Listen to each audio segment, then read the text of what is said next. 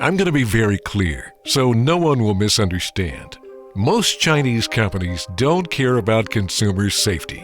Their business model is to constantly make and distribute hazardous toys, clothing, jewelry, food, and other consumer goods, and they ship them to the U.S., where they're sold in violation of federal law.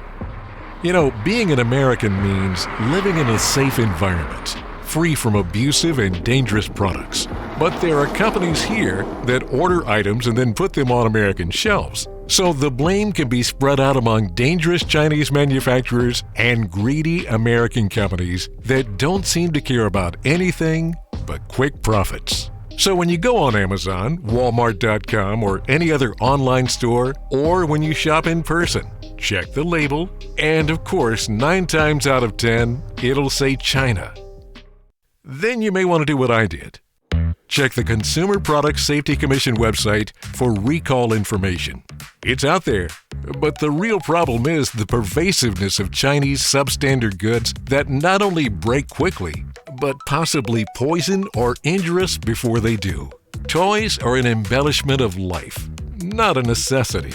And there's no excuse for manufacturing, importing, or distributing a toy that can kill a child.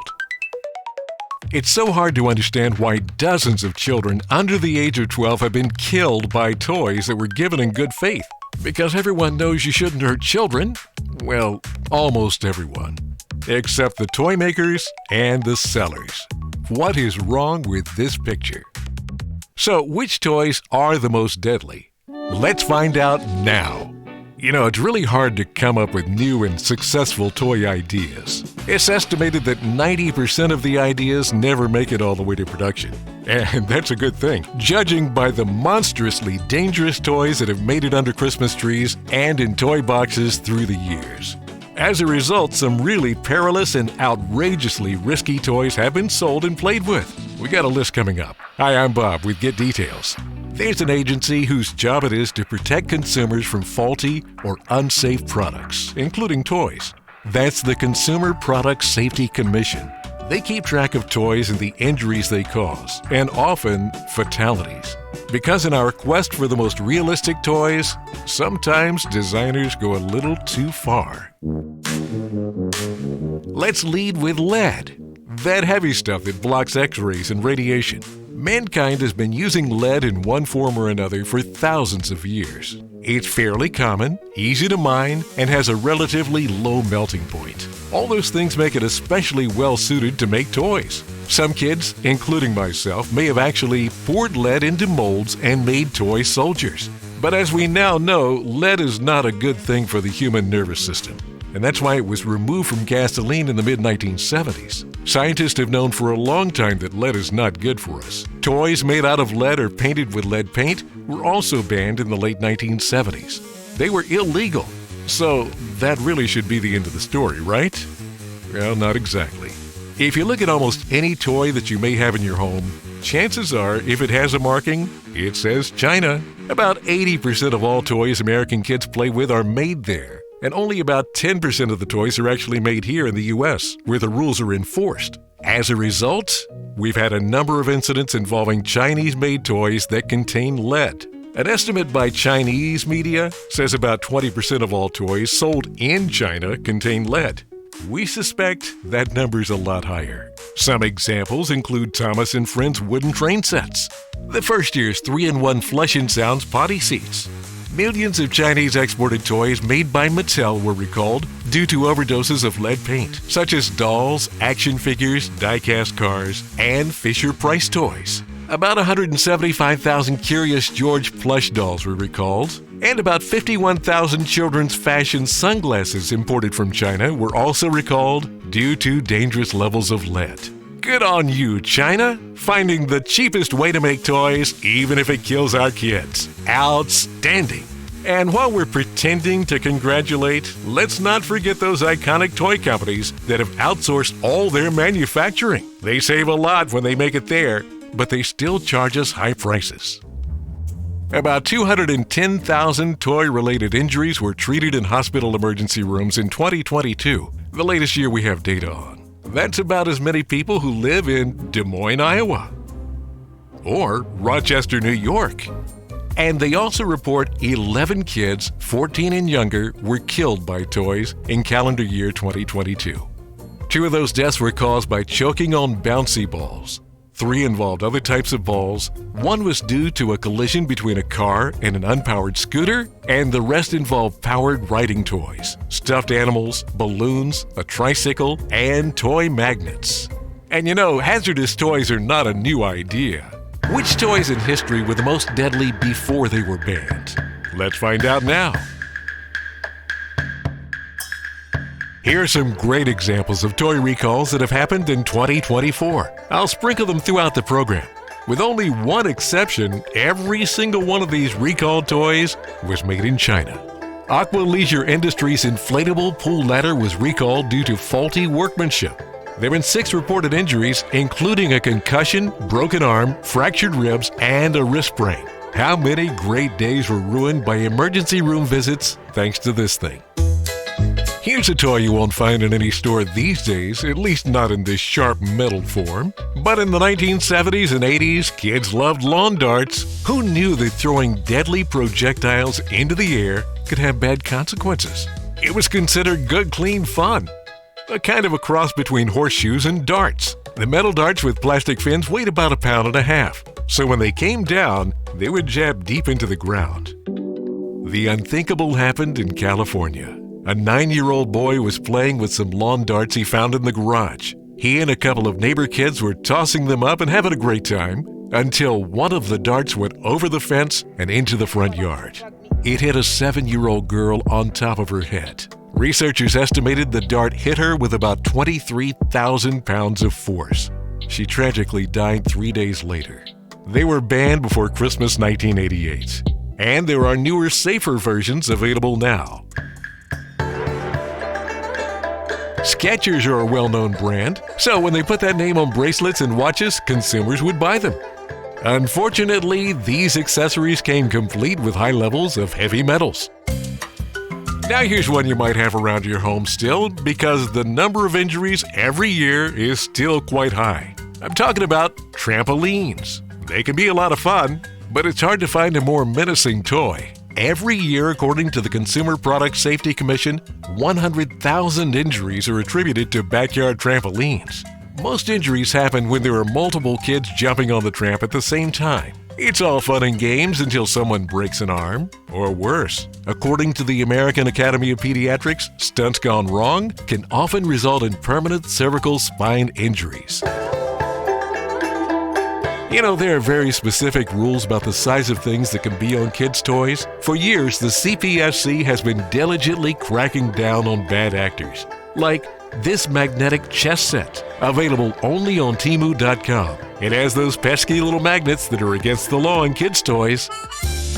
Back in the late 1950s and early 1960s, there were a lot more kids than in past decades. A baby boom was the reason. And as a result, one toy company in particular was doing especially well. Whammo was responsible for iconic toys like the Frisbee, the hula hoop, and the slip and slide. That was the risky one, at least for adults. The simple yet ingenious invention was released in 1961. By later that year, more than 300,000 slides have been sold. And soon, hospital emergency rooms were crowded with injuries. But it wasn't only kids. While some children were injured, kids are resilient, and for the most part, those injuries mostly amounted to bumps and bruises, with a few sad exceptions. But for grown-ups, taking a thrilling slip and slide down the vinyl slide tended to be much more serious.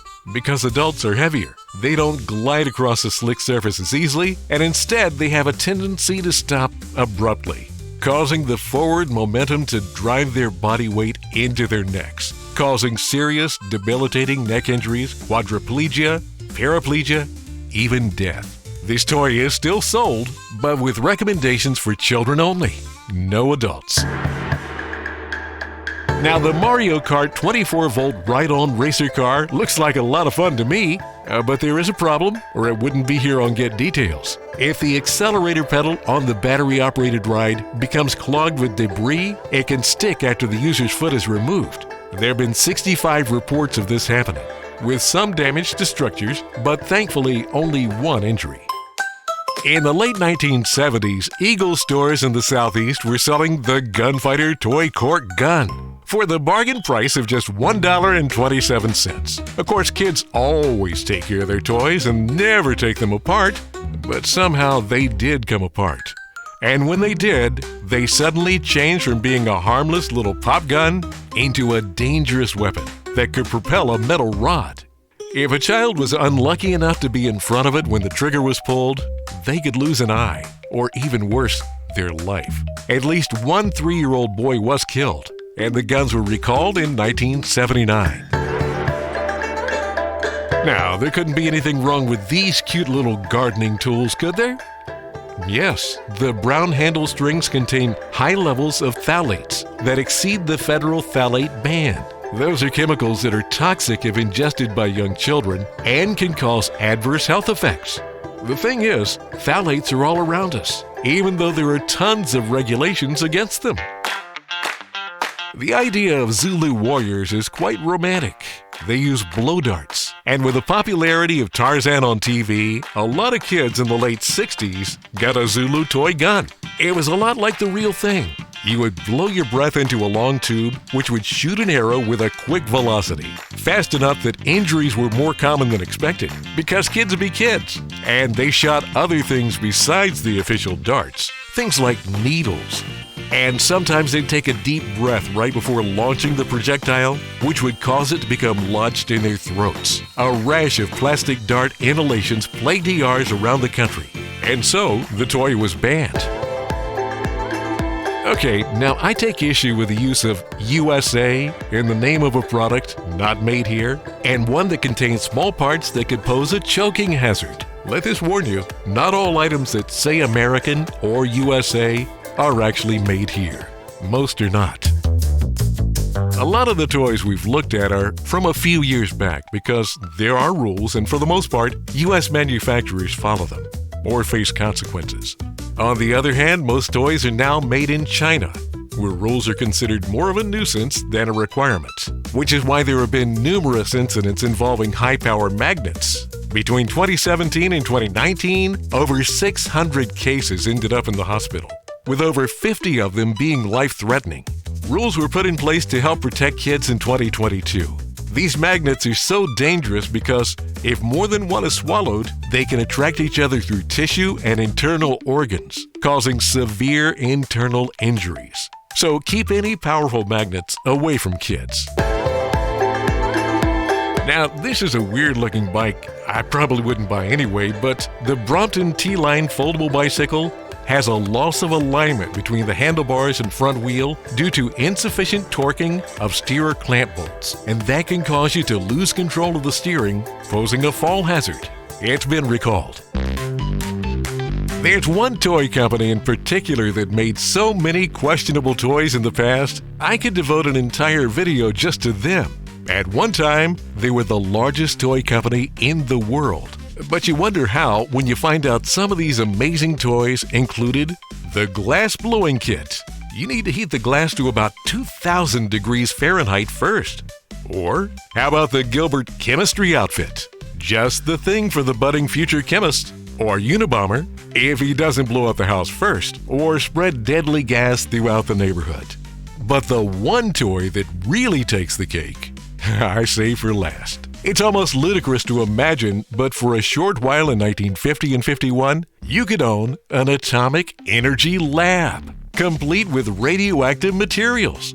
It was manufactured by the good old Gilbert Toy Company. Now, you remember we talked about lead toys at the beginning of the program? How about an element that will eventually decay into lead? It'll take over 1 million years, but uranium will eventually decay into lead. But in the meantime, it'll probably kill you, or your neighbors, or your family pets. The kit provided kids with everything they needed to conduct more than 150 experiments, including 4 types of uranium ore, beta and gamma radiation sources. It came complete with a cloud chamber. That's a device for watching atoms decay. And your very own Geiger counter. I'm sure that was accurate. And it had an instruction manual on how to find and prospect your own uranium. It was no secret that radioactivity was dangerous, but the Gilbert Company figured they could make a quick buck, and they did. The price of $49.50 would value it more than $300 today. It was taken off the market in 1951 after selling about 5,000 possible dirty bombs. The Happiness USA Liquid Rolling Candy. This is a roller dispenser a lot like roll-on deodorant, but this one rolls candy on your tongue. The candy's rolling ball can dislodge from the product into a child's mouth, posing a choking hazard and risk of death. So there you go. If you had one of these toys and survived, count yourself lucky. And you probably have some great memories of just how much fun they were too, just as long as no one got hurt. Hey, thanks for watching. We're all kids at heart, and we love to play with the internet. Be sure to click that cute little like and subscribe button for me, won't you?